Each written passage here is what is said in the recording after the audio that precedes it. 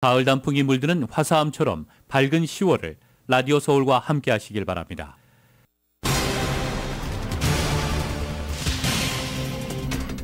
팔레스타인 무장정파 하마스와 이스라엘 간의 교전으로 인한 사망자가 2,150여 명에 달하고 부상자도 8,000여 명에 달한 것으로 파악됐습니다. 이스라엘과 하마스는 서로 공격 수위를 높여가고 있습니다. 이스라엘의 지상군이 곧 투입될 거라는 관측이 있다는 가운데 이스라엘 군이 사용이 금지된 무기인 백린탄을 썼다는 주장이 나오고 있습니다. 바이든 행정부가 이스라엘의 반격권을 인정한다는 뜻을 분명히 하면서도 민간인에 대한 공격을 금지한 전시국제법을 강조하는 등 일정한 선을 긋고 있습니다. 이란의 지원을 받는 무장 세력들은 미국의 이스라엘 지원에 대해서도 경고하고 나섰습니다. 국제통화기금 IMF와 세계은행 합동연차총회에서 코로나 바이러스와 러시아의 우크라이나 침공에 더해 이스라엘과 팔레스타인 간의 무력 충돌 여파로 세계 경제가 새로운 근심거리에 직면했다고 우려했습니다. 이런 가운데 전 세계에서는 현재 이스라엘과 팔레스타인 간의 무력 충돌에 대한 여론이 엇갈리고 있습니다. 캘리포니아 연방 상원의원직 선거와 관련해 바바랄리 상원의원 후보가 연방정부 최저임금을 시간당 $50까지 올려야 한다는 의견을 내놓아 화제가 됐습니다. 캘리포니아 주정부가 고속도로 주변 부지에 대규모 태양광 발전 시설을 건립할 수 있게 하는 제도적 기반을 마련하면서 교통부가 조사 평가에 들어갔습니다.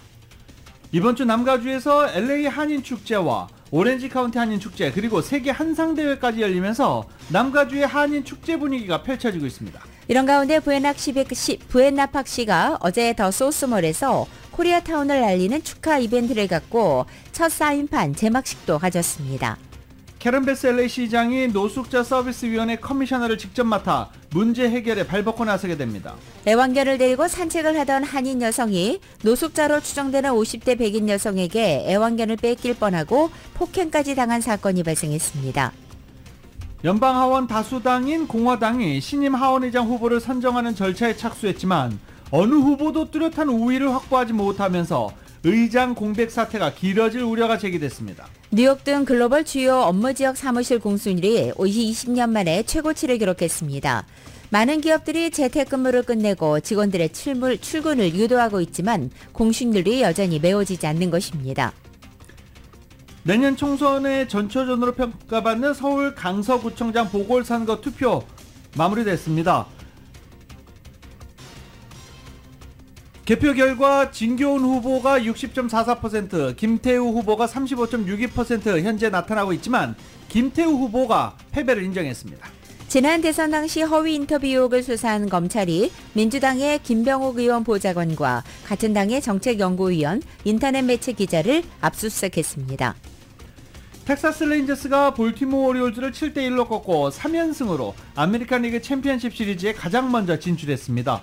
휴스턴은 미네소타를 9대1로 꺾고 시리즈 전적 2승 1패로 앞서 나갔습니다. 내셔널리그 디비전 시리즈 3차전 오늘 열립니다. 2연패로 벼랑 끝에 몰린 LA 다저스는 아리조나와 오후 6시 7분에 경기하고 또 내셔널리그의 또 다른 디비전 시리즈인 아틀란타와 필라델피아 간의 경기는 오후 2시에 열립니다.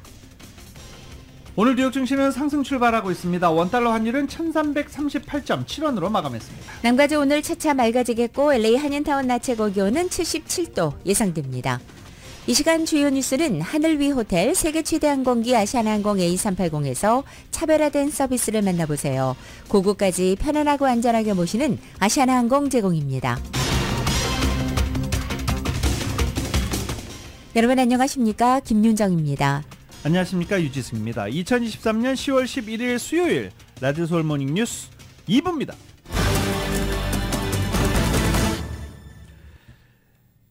안녕하십니까. 오늘도 중동 뉴스를 시작하겠습니다. 일단 이스라엘과 팔레스타인 지역 뉴스 전해드리고 뉴스 이어가겠습니다. 하늘에서 불꽃이 쏟아져 내린다. 시적인 표현이 아닙니다. 정말 시뻘건 불꽃이 쏟아져 내리고 있습니다. 그리고 이내 시뻘건 불길과 연기로 도시는 뒤덮입니다. 이스라엘군이 너무 잔인해서 사용이 금지된 무기 백린탄을 쐈다는 주장이 나오고 또 하마스는 아기들까지 무참히 공격했다는 비판이 이어지고 있습니다. KBS입니다. 가자지구 건물에 포탄이 쉴 새 없이 떨어집니다. 끊이지 않는 폭격에 팔레스타인 주민들의 절규가 이어지고 한 남성이 아이를 안고 대피합니다. 주민들은 부상자들을 들것에 실어 옮깁니다. 병원에선 한 아버지가 숨을 거둔 아기의 등을 연신 어루만지며 통곡합니다. 폭격이 잦아들자 시작된 구조작업. 맨손으로 힘을 보태지만 역부족입니다. 가자 지구 내 실시간 상황을 전하는 현지 기자 영상에도 폭격 소리가 그대로 담겼습니다. I was trying to explain things, but I think you can hear them now. 이런 가운데 SNS엔 이스라엘군이 가자 지구와 레바논 남부에 백린탄을 쐈다는 주장이 담긴 동영상이 확산하고 있습니다. 엄청난 열기를 내뿜는 백린탄은 인체에 치명적이라 제네바 협약 등에 따라 사용 범위가 제한됩니다. 팔레스타인 무장정파 하마스의 최초 기습 당시 벌어진 참상도 속속 드러나고 있습니다. 아기를 포함해 온 가족이 집안에서 몰살됐는데 수습된 아기 시신만 49에 이르는 것으로 알려졌습니다. 이스라엘군은 일부는 참수됐다며 명백한 학살이라고 규탄했습니다. Who could do this? They must have shed their humanity and what's left is something inhuman. To see baby carriages with bullet holes in them and blood. Who goes up to a baby and kills a baby? Who kills a mother? 교전이 갈수록 격화되는 가운데 양측 사망자는 2,200명을 넘어섰습니다. KBS 뉴스 송락규입니다. 닷새째 이스라엘과 하마스는 서로 공격 수위를 높여가고 있습니다. 이스라엘 지상군이 곧 투입될 거라는 관측도 잇따르고 있습니다. KBS입니다. 요란한 사이렌과 함께 로켓이 밤하늘로 솟구칩니다. 하마스가 가자 지구와 인접한 이스라엘 남부 도시를 공습한 겁니다. 레바논 지역에서도 이스라엘 북부로 로켓 10여 발이 발사됐는데 일부는 방공망에 요격됐습니다. 맞대응으로 이스라엘의 공격은 거세지고 있습니다. 야간 공습에 이어 날이 밝은 뒤에도 대규모 폭격을 퍼부었습니다. 공격 목표는 이슬람 대학교. 학교 건물이지만 하마스의 군사작전에 이용됐기 때문이라고 했습니다. 지금까지 600여 곳이 이스라엘의 공습을 받았는데 병원과 학교도 상당수로 전해졌습니다. 무차별 폭격은 지상전을 위한 사전 준비라는 분석이 나옵니다. 전선 시찰에 나선 이스라엘 국방장관은 장병들에게 모든 제한을 해제한다며 모든 형태 공격을 사실상 승인했습니다. 30만 명 예비군을 소집한 이스라엘은 가자 지구는 물론 레바논 국경에 탱크와 병력을 속속 집결시키고 있습니다. 하지만 복잡한 가자의 지형상 부담도 적지 않다는 분석입니다. The problem is that it's basically house-to-house fighting once you get into Gaza, and so it could be a heavy price.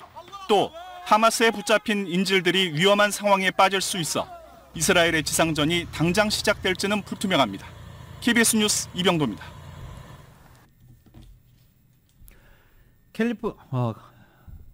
가자지구, 팔레스타인 가자지구의 유일한 발전소가 연료 부족으로 가동이 중단되면서 주 전력이 끊겼습니다. 가자지구 에너지청은 성명을 통해 오후 2시 기준으로 유일한 발전소가 가동을 멈췄다고 밝혔습니다. 하마스 공격 후 이스라엘이 연료 공급을 끊은 데 따른 것입니다. 가자지구에서 태양광 발전을 이용할 수는 있지만 하루 10시간 분량밖에 안 되는 것으로 알려지고 있습니다. 알자지라 방송은 오후 2시경 정전 최종 경고를 받았는데 1시간 후에 완전히 전기가 끊겼다라고 말했습니다. 병원들은 비상 발전기를 사용해야 하는데 이걸로는 최대 4일밖에 버틸 수 없다라고 덧붙였습니다. 또 정전은 수돗물이 없고 승강기가 작동하지 않는다는 것을 의미한다며 오늘 밤부터 이제 가자지구는 암흑 속에 있을 것이고 휴대전화를 충전하거나 TV 뉴스를 볼 수는 없다라고 말했습니다. 가자지구는 수백 년을 되돌아가 중세시대로 끌려갔다며 현재 붕괴 직전이다라고 알자지라 방송은 보도했습니다. 가자지구 지하 대피소에 있는 카말 마시하라위는 물도 인터넷도 전기도 없고 매우 어려운 상황이다라고 말했고 아이들도 다쳤고 나도 아픈 상황이며 가족 몇 명을 잃었지만 인터넷이 안 돼서 다른 가족들과 연락할 수도 없는 상황이다라고 말했습니다. 또 다른 대피소의 피해 주민들은 가까운 슈퍼마켓에 가려고 했지만 폭발 때문에 현재 안전하지가 않아 움직일 수가 없다라고 말했습니다. 들으신 대로 이스라엘이 가자지구를 전면 봉쇄한 채 보복 공습을 벌이는 상황을 두고 국제사회에서는 비판론과 경계론이 확산되고 있습니다.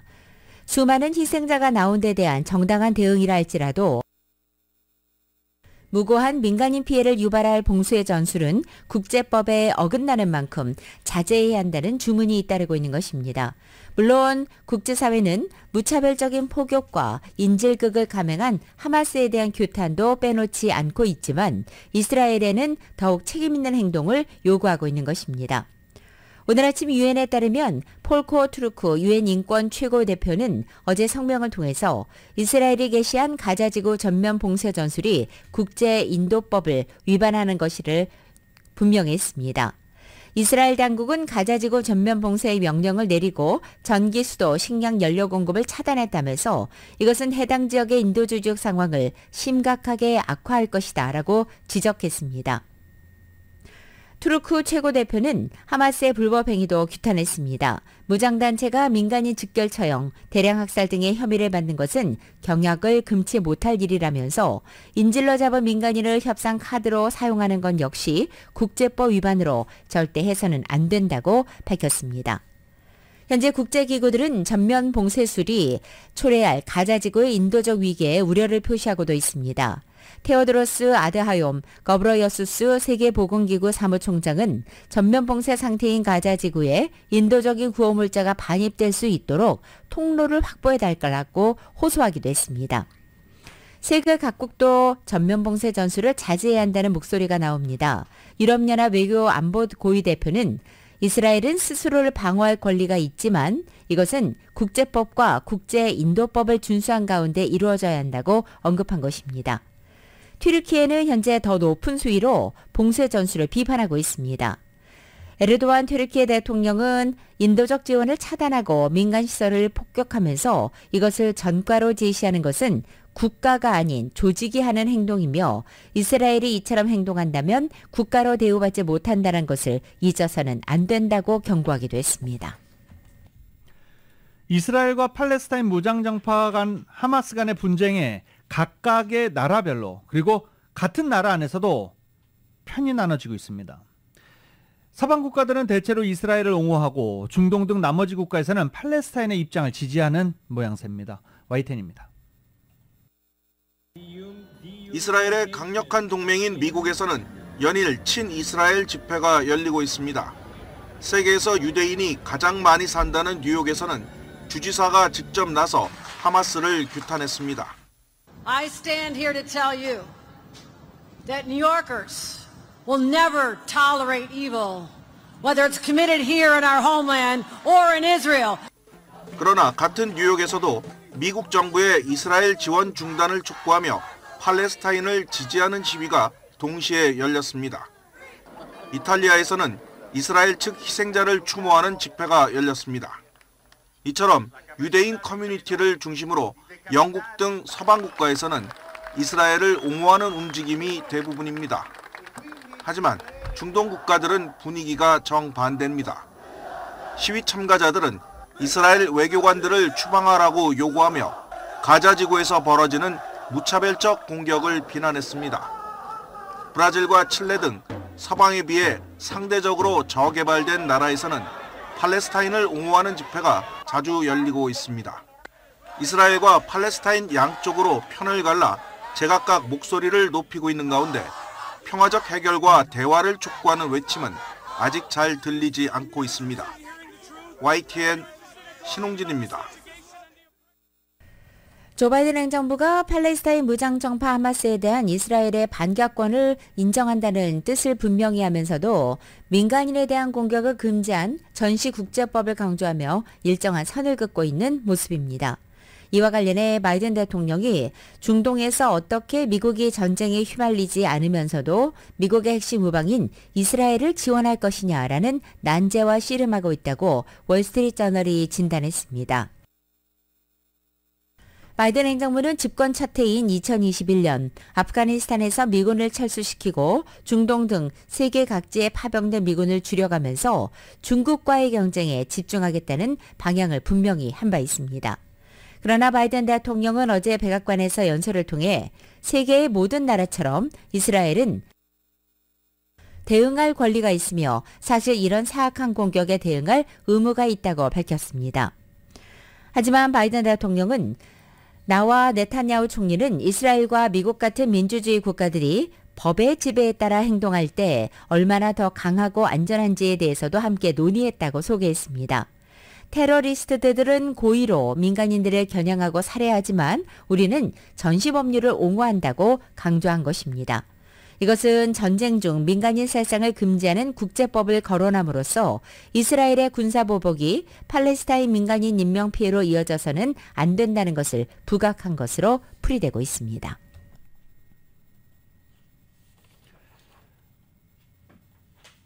유럽연합이 주요 소셜미디어 플랫폼을 향해서 이스라엘과 팔레스타인 무장정파 하마스 분쟁에 관한 허위 정보 및 테러 관련 게시물을 제대로 관리하라고 경고했습니다.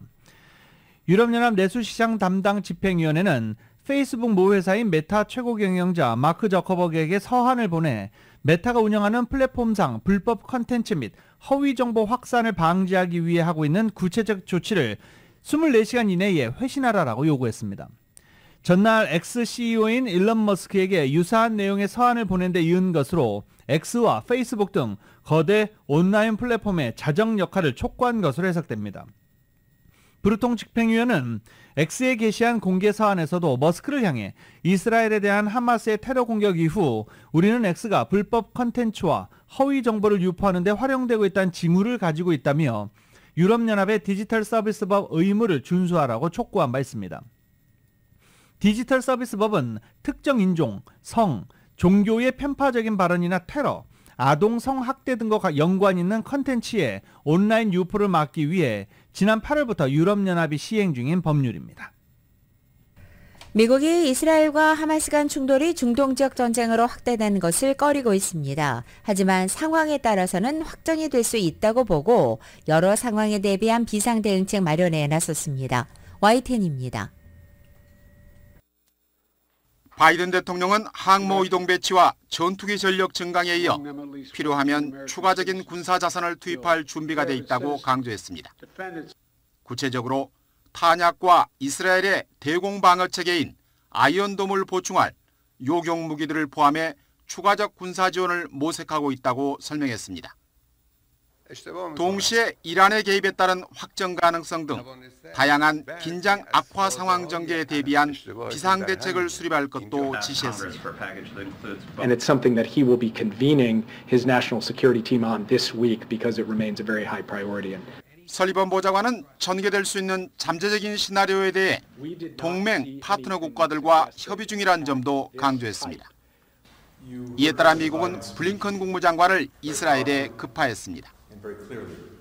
이스라엘에 대한 전면적인 지원을 확인하면서 하마스에 대한 이스라엘의 향후 대응 구상을 청취하고 공조 방안 등을 조율하기 위해서입니다. And he was very clear that we stand with Israel. And that's a message that he's asked me to carry directly to our Israeli partners when I travel to the region. 미 국무부는 블링컨 장관이 하마스의 인질로 붙잡힌 미국인들의 무사 귀환 방안도 논의할 것이라고 설명했습니다. 특히 현 시점에서 미국은 군사작전을 계획하고 있지 않다고 말해 블링컨 장관이 이스라엘 측의 모든 이슬람권을 반미나 반이스라엘로 내모는 과도한 군사행동의 자제를 요청할 가능성도 시사했습니다. YTN 유재웅입니다.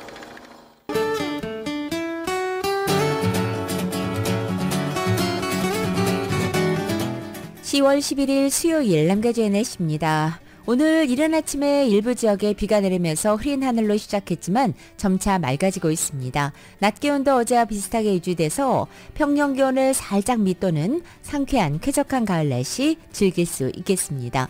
목요일인 내일도 아침 한때 안개 껴서 다소 흐리기 시작하지만 점차 맑아지겠고 내일은 낮 기온이 약간 높아집니다. 그리고 이번 주 주말부터 다음 주 중까지 당분간 남가주에는 예년 기온을 약간 웃도는 상태가 유지되겠습니다.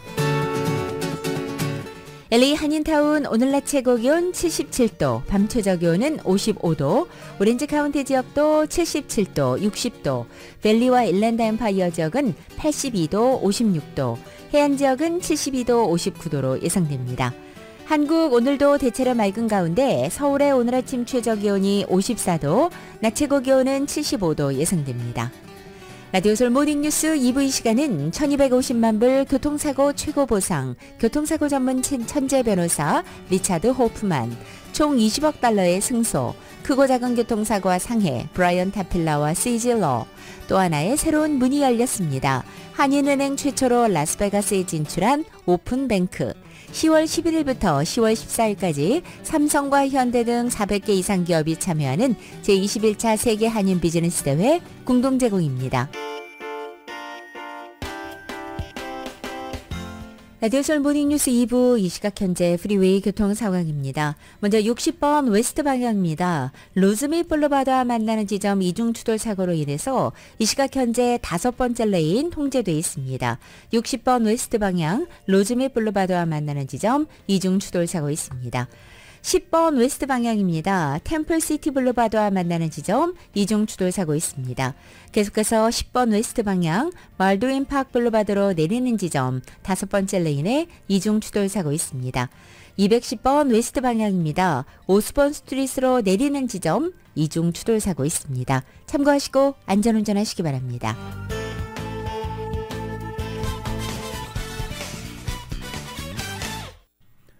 라디오솔 모닝뉴스 함께하고 계십니다. 세계 한인 비즈니스 대회가 오늘 오렌지 카운티 애너하임 컨벤션 센터에서 개막합니다. 14일 토요일까지 나흘 동안 펼쳐집니다. 재외동포청과 한인 상공회의소 총연합회 그리고 오렌지 카운티 한인 상공회의소 등이 함께하는 세계 한인 비즈니스 대회는 역사상 처음으로 한국이 아닌 해외에서 그것도 오렌지 카운티에서 열리면서 남가주 한인들에게는 의미를 더하게 됩니다. 이 세계 한인 비즈니스 대회 오렌지 카운티에서 유치하기 위해서 굉장히 많은 공을 들이기도 했었죠. 대회는 50개국에서 500여 개의 전시 참가 기업이 참가하고 한국 대기업, 중소기업, 한인기업 등 1,500여 명, 그리고 미국 기업 1,500여 명 등 3,000여 명의 기업인들이 참석하고 한미 양국 정부기관들이 참여할 예정입니다. 참관객은 3만 명 이상에 달할 것으로 예상되고 이번 한인 비즈니스 대회는 역대 최대 행사가 될 것으로 기대하고 예상하고 있습니다. 대회 참가자들을 위해서는 셔틀버스가 운영이 됩니다. 더블트리 부에나파크 호텔에서 셔틀버스가 컨벤션 센터에서 운영될 예정입니다. 또 부에나파크 소스몰에서도 4층, 5층 주차장에 주차한 뒤 셔틀버스를 이용할 수도 있습니다. 세계 한인 비즈니스 대회 그냥 참관하고 관람해보고 싶으신 분들은 웹사이트에서 티켓을 신청해 받고 이메일을 통해 받으면 그 티켓 가지고 무료로 입장할 수 있습니다. 이 같은 축제 분위기 속에서 어제 부에나파크 코리아타운 시대가 마침내 개막했습니다. 부에나파크 시는 어제 오전 10시 더 소스몰에서 남가주 유명 정치인들과 한인 커뮤니티 인사들이 참석한 가운데 이 코리아타운을 알리는 축하 이벤트를 가졌고 또 오렌지 돌프와 비치 블루바드에서는 첫 사인판 제막식도 열렸습니다. 앞으로 부에나파크 시는 오렌지 돌프와 비치 블루버드의 사인판 설치에 이어서 오렌지 돌프 커먼웰스 그리고 아테시아 멜번 로스크랜스 교차로에도 사인판을 설치할 예정입니다. 또 5번 프리웨이 출구에는 부에나파크 코리아타운 사인을 만들어 설치하고 5번 프리웨이에서 볼 수 있는 LED 광고판과 소스몰 LED 광고판도 설치하는 방안을 추진할 것으로 보입니다. 이번 주에 남가주에서 로스앤젤레스 한인축제 이제 내일 개막을 하지요. 그리고 앞서 말씀드린 대로 세계 한인 상공회의소 대회, 그 다음에 아리랑축제, 오렌지 카운티에서도 한인축제, 아리랑축제까지 열리면서 이번 주말은 남가주 한인축제 현장으로 물들게 됩니다. 이은 기자가 보도합니다. 50회 LA 한인축제가 한인타운 올림픽과 노만디의 서울국제공원에서 오는 12일부터 15일까지 열립니다. 올해 LA 한인축제는 반세기를 맞는 만큼 보다 다채롭게 준비되어 있다고 축제재단이 밝혔습니다. 올해 축제장에 서울시 부스가 마련될 예정입니다. 서울시를 상징하는 서울 마이 서울이 타운 내 서울국제공원에 설치되어 타운 한인들에게 선보일 예정입니다. 이번에 설치되는 서울 마이 서울은 해외에서 최초로 설치되는 서울시의 상징물입니다. 배무한 LA 축제재단 이사장입니다. 우리 LA 한인 축제 서울공원에다가 이번에 하나가 왔습니다. 조형물이. 이 축제가 끝나면은 정정을 받아서 이걸 우리 이 축제 이 공원 어느 한 자리에 영원히 지금 비치할 겁니다. 저희들이 지금. 이번 축제에는 대한민국 각 지역의 신선한 특산품을 비롯한 식료품을 선보이는 장터 부스와 먹거리 부스가 차려져 예년보다 더 다양한 한국 문화 체험 기회가 주어질 것으로 기대됩니다. 축제에 참가하신 분들을 위해서 체험 부스를 굉장히 많이 만들었습니다. 지금요. 체험 부스를. 그래서 이걸 이쪽 와 다음은 보셔야 될 것 같습니다. 지금 한 10가지 종류의 지금 체험 부스가 지금 들어오고 있습니다. 지금 10가지 이상이 지금. LA 한인축제는 12일 목요일 저녁 6시에 개막식을 시작으로 축제가 막을 올리며 13일은 시니어센터 공연, 그리고 14일 축제의 하이라이트인 코리안 퍼레이드와 K-팝 공연들이 준비되어 있으며 15일 폐막합니다. 이번 주 토요일 오후 3시에는 한국일보가 올림픽 블루바드 버몬트에서 웨스턴 구간까지 제50회 코리안 퍼레이드를 주최해 이민사 영웅과 참전 용사들과 함께 퍼레이드를 개최할 예정입니다. 저희 라디오 서울은 퍼레이드 날 토요일 현장에서 오후 12시부터 2시까지 토요타, 오후 3시부터 오후 5시까지는 울타리몰 공개방송을 진행할 예정입니다. 한편 구 한상대회인 세계 한인 비즈니스 대회는 11일부터 14일까지 애나하임 컨벤션 센터에서 개최됩니다. 황병구 세계 한인 비즈니스 대회 조직위원장은 세계 한인 비즈니스 대회에 많은 한인들이 참여해 독려하며 이번 대회에 참가하는 다양한 비즈니스 회사의 부스를 경험할 수 있는 좋은 시간이 될 것이라며 셔틀버스 또한 운영할 것이라고 덧붙였습니다. 유치할 수 없는 그런 아주 대단히 큰 국가급 행사입니다. 대한민국에 있는 중소기업들이 얼마나 성장했고 또 얼마만큼 우수한 상품들을 생산해내서 또 다른 여러 가지 행사들이 곁들여 있으니까 많이 참석하시면 좋을 것 같습니다. 이 외에도 오렌지 카운티에서는 오렌지 카운티 한인축제대단이 오는 12일부터 15일까지 가든브로브 공원에서 아리랑 축제를 개최합니다. 라디오 서울 뉴스 이은입니다. 샌프란시스코 한인회관이 리모델링 중인 가운데 후원 금액이 100만 달러를 넘어선 것으로 알려졌습니다. 100년 된 샌프란시스코 한인회관은 모두 288평 규모의 1층 건물로서 올해 초부터 후원금을 기반으로 리모델링 작업이 진행 중이고 이달 말에 준공을 목표하고 있습니다. 리모델링과 함께 도산 안창호 선생을 비롯해 김종림 선생, 장인환 전명은 의사, 유일한 박사 등 이 지역에서 활동한 독립운동가와 만주에서 독립운동을 펼친 우당 이회영 선생 등의 동상도 들어설 예정입니다. 한인회관에는 이들 독립운동가의 활동이 전시되고 이들을 가상으로 만나볼 수 있는 미니 역사 박물관도 들어설 예정입니다. 한편 한인회 측은 당초 목표한 모금액이 150만 달러였는데 100만 달러를 넘었다며 이달 말 공사 완공까지 최선의 노력을 다하겠다고 밝혔습니다. 캘리포니아주가 고속도로 주변 부지에 대규모 태양광 발전 시설을 건립할 수 있도록 하는 제도적 기반을 마련하면서 앞으로 이제 캘리포니아 내 프리웨이 야항 옆에 태양열판이 쫙 늘어서 있는 모습을 보게 될 것 같습니다. 교통부는 캘리포니아 내 에너지 기관과 협력해 재생에너지 생산 및 저장 부지로 고속도로변의 빈 땅을 활용하는 방안을 조사, 평가할 예정입니다. 아울러 교통부는 재생에너지 개발을 위해서 고속도로 부지 임차를 원하는 기관을 위해 관련 행정 절차도 지원할 예정입니다.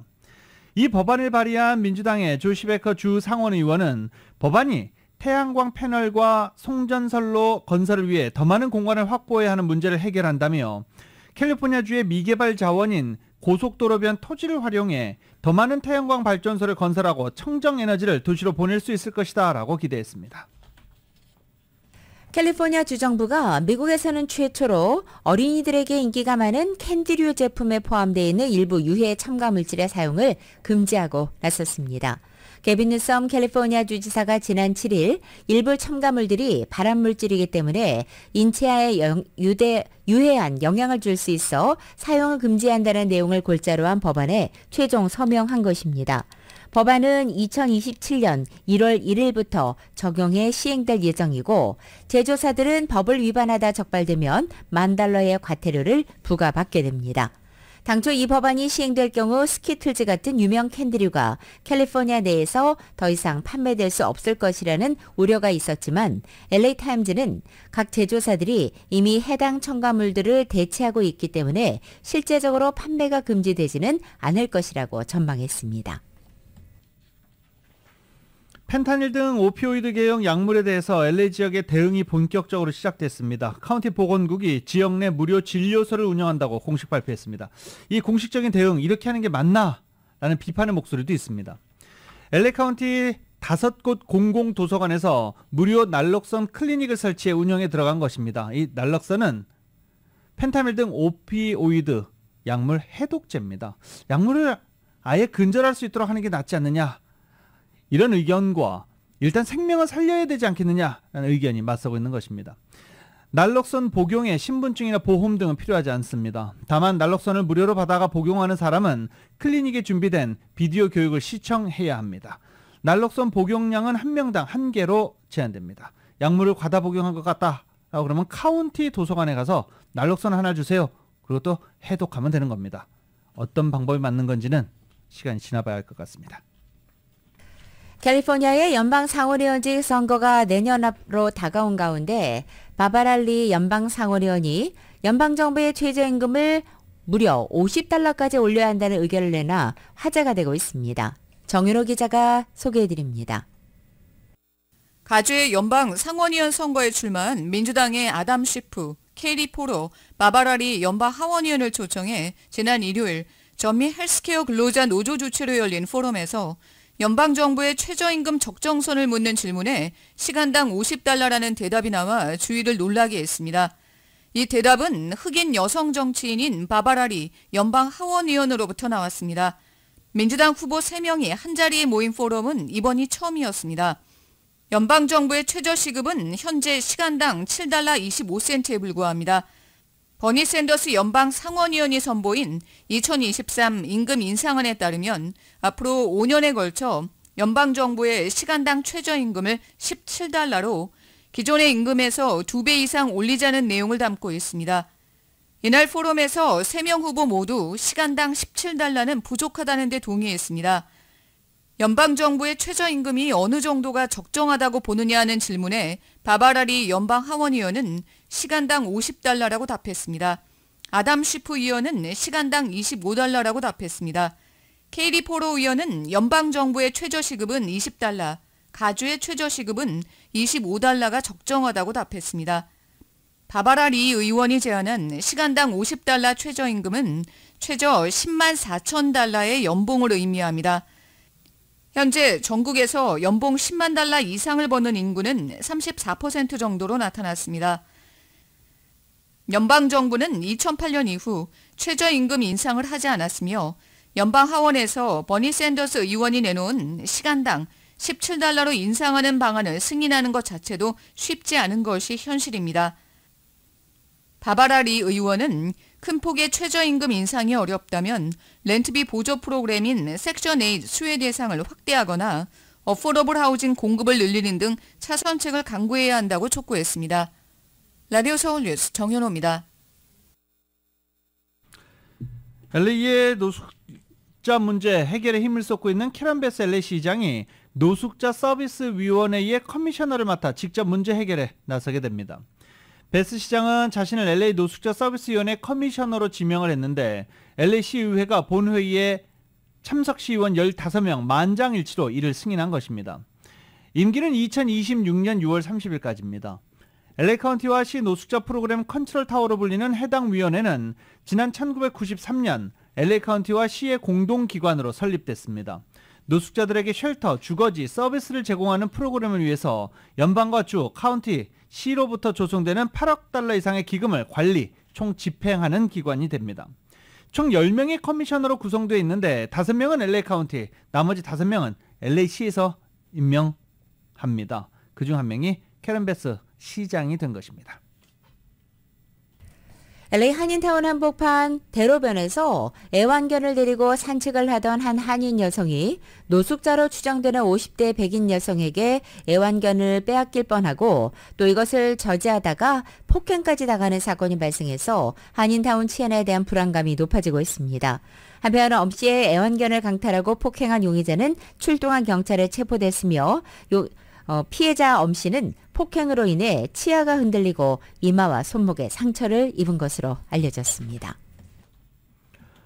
오렌지 카운티에서 여학생 4명을 성추행한 혐의로 30대 한인 남성이 체포됐습니다. 오렌지 카운티 검찰에 따르면 라팔마 지역에서 튜터로 일해왔던 올해 38살의 김모 씨가 가르치던 여학생 4명을 성추행한 혐의로 기소됐습니다. 중범죄 혐의 2건, 괴롭힘, 신체 접촉 등의 혐의로 기소된 상태입니다. 체포된 김 씨는 현재 $20만 보석금이 책정된 채 수감 중이며 경찰과 검찰은 아직 관련 정보를 공개하지 않은 상태입니다. LA 총영사관이 동포사회에 보다 적극적으로 다가가기 위해 이번 LA 한인 축제 기간 동안 찾아가는 현장 민원실을 운영하기로 했습니다. LA 한인 축제를 찾는 한인들은 찾아가는 현장 민원실 부스에 방문해서 영사 민원 업무와 관련된 궁금증 등을 편리하게 상담받을 수 있습니다. 여권이나 영주권 원본을 가져오면 현장에서 국적, 병역 업무와 관련한 공동인증서 신청도 할 수 있습니다. 이 찾아가는 LA 총영사관의 현장 민원실 운영은 12일인 내일부터 15일까지 오전 10시부터 오후 4시 사이에 운영됩니다. 라디오서울 모닝뉴스 함께하고 계십니다.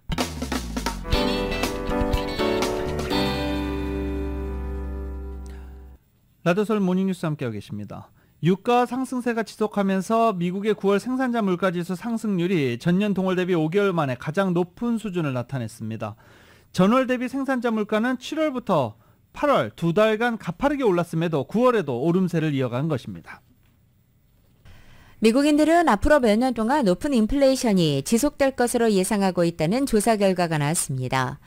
뉴욕 연은의 9월 소비자 전망 설문조사 결과 미국 소비자들의 1년 후 기대 인플레이션이 3.7%를 기록할 것으로 나타난 것입니다. 이것은 지난해 6월에 기록했던 최고치 7.1%보다는 낮지만 지난 8월의 3.6%보다는 또 소폭 높아진 것입니다. 특히 미국 소비자들은 내년에 식료품 가격이 상승할 것으로 내다봤고 가스와 의료, 임대료는 지속해서 하락할 것으로 전망했습니다. 정치 명문가 케네디 가문의 일원인 로버트 F. 케네디 주니어가 민주당 경선 계획을 접고 무소속 대선 출마를 선언한 지 6시간 만에 $1,100만 모금했습니다. 케네디 주니어 후보가 미국 대선판에서 나름의 존재감을 갖고 있다는 의미라는 점에서 바이든 대통령과 트럼프 전 대통령 간 박빙 대결로 예상되는 대선에 미칠 영향이 주목되고 있습니다. 케네디 후보를 지지하는 슈퍼팩은 아메리칸 밸류라는 이 슈퍼팩은 케네디 후보가 무소속 출마를 발표한 지 6시간 만에 $1,128만 모금했다고 밝히고 로버트가 좌와 훅, 흑인과 백인, 시골과 도시, 청년과 노년을 통합하는 대중운동에 영감을 주고 있는 것이 분명하다며 변화에 대한 분명한 열망이 있다라고 말했습니다. 이 슈퍼팩은 지난해 설립 후 현재까지 모두 $2,800만 모금한 것으로 알려졌습니다. 미국과 중국 양국이 관계 개선에 속도를 내고 있는 가운데 제넷 옐런 재무부 장관이 이번 주 중국 중앙은행인 인민은행 총재와 회담합니다. 옐런 장관은 모로코 마라케시에서 진행되고 있는 국제통화기금 세계은행과의 합동 연차총회 기자회견에서 이번 주 후반 판군성 인민은행 총재와 만날 예정이라고 밝힌 것입니다. 올해 2월 중국 정찰 풍선 논란과 미국의 대중국 반도체 수출 통제 등으로 중국과 냉랭한 관계를 이어던 미국이 최근 몇 달간 양국 관계 개선을 위해 계속 공들이고 있습니다. 라디오서울 모닝뉴스 함께하고 계십니다. 잠시 뒤 스포츠 소식으로 이어집니다. 라디오서울 모닝뉴스 스포츠 소식입니다. 스포츠 소식은 전문가가 추천하는 이민법과 가정법 전문 제인정 종합법률사무소 제공입니다. 어제 텍사스 레인저스가 볼티모어 오리올스를 7대1로 꺾고 아메리칸 리그 챔피언십 시리즈에 가장 먼저 진출을 했습니다. 그리고 또 휴스턴은 미네소타를 꺾고 시리즈 전적 2승 1패로 앞서 나가기 시작했습니다. 지금 뭐 아메리칸 리그 신경 쓸 때가 아니죠. 그래도 또 어제 텍사스에서 코리 시거가 있으니까 또 반가운 얼굴이라 많은 분들이 텍사스 응원하고 있는 중입니다. 자, 이제 벼랑 끝에 몰린 LA 다저스. 오늘 오후 6시 7분 애리조나와 디비전 시리즈 3차전을 갖게 됩니다. 오늘 베테랑 선발 투수인 랜스린, 베테랑이라고 수식어 붙이기가 좀 이제 민망하죠. 네, 베테랑 클레이턴 커쇼가 1회도 채 못 버티고 내려갔으니까요. 이번에 베테랑 랜스린은 얼마나 버텨줄까요? 네, 선발 투수가 오래 버텨주는 게 관건인데 다저스 오늘 벼랑 끝 승부입니다. 오늘 지면 디비전 시리즈에서 탈락하게 됩니다. LA 다저스와 애리조나 다이먼드백스 간의 경기 오늘 오후 6시 7분에 시작이 되고요. TBS를 통해 생중계됩니다. 오늘 다저스와 애리조나 경기 외에 애틀란타와 필라델피아 시리즈 전적 1승 1패를 기록하고 있는 애틀란타와 필라델피아 경기가 있고요. 그리고 아메리칸 리그 휴스턴과 미네소타 간의 경기도 오늘 펼쳐집니다. 오늘 만약에 휴스턴이 이기면 아메리칸 리그는 디비전 시리즈가 마무리됩니다. 한편 시즌을 끝낸 샌디에고의 김하성 선수는 어제 한국에 도착했습니다. 최고의 시즌을 보낸 자신에게 만족감을 드러낸 김하성 선수는 후배 이정우의 메이저리그 도전을 응원했습니다. KBS입니다. 밝은 얼굴로 귀국한 김하성은 최고의 한 해를 보낸 자신에게 합격점을 줬습니다. 작년보다 더 약간 성장하고 좀 더 좋은 성적을 내는 게 목표였는데 개인적으로 작년보다는 좋은 성적을 좀 얻은 것 같아서. 김하성은 미국 진출 3년 만에 팀의 핵심 선수로 거듭났습니다. 리그 전체에서 정상급 수비력을 보여준 것은 물론 타격에서도 눈부시게 성장했습니다. 타율과 홈런, 그리고 38개로 한국 선수 신기록을 쓴 도루 등 각종 지표에서 최고의 시즌을 보냈습니다. 전력 질주를 하다가 헬멧을 떨어뜨리는 게 트레이드마크가 됐을 만큼 헌신적인 플레이는 팬들의 찬사를 받았습니다. 아시아 내야수 최초로 골드글러브 수상에 도전하는 김하성은 굉장하다, 훌륭하다는 뜻의 어썸이라는 별명도 기분 좋습니다. 일단 매 경기 좀 최선을 다하고 좀 허슬 플레이를 좀 많이 하는 선수로 각인이 됐는데 그런 부분이 좀 그런 팬분들이 좀 좋아해 주시는 이유가 있는 것 같아요. 김하성은 내년 메이저리그 진출을 선언한 후배 이정후도 응원했습니다. 정우는 뭐 타격도 되고 수비도 되고 주루도 되기 때문에 충분히 외국 선수들이랑 경쟁을 해도 밀리지 않을 거라고 생각하고 있습니다. 피츠버그의 배지환도 팀 내 도루 1위에 오르는 등 성공적인 시즌을 마치고 귀국했습니다. KBS 뉴스 이무형입니다. 방금 전에도 말씀드렸는데 텍사스가 아메리칸 리그 챔피언십에 진출을 했습니다. 짧게 한번 정리해 볼까요? KBS입니다. 텍사스 2회 2-3루 기회, 아돌리스 가르시아 석점 홈런을 확신한 듯 느릿느릿 걸어갑니다. 역시 홈런. 이어 이 배트를 휙 던져버리더니 빠던을 선보인 가르시아. 동료들을 향해 혀를 내밀며 짓궂은 표정까지 짓습니다. 가르시아의 홈런으로 텍사스가 6-0으로 크게 앞서갑니다. 그리고 6회엔 로우가 오른쪽 담장을 넘어가는 쐐기 2점 홈런을 터뜨린 뒤 이렇게 두 주먹을 불끈 쥡니다.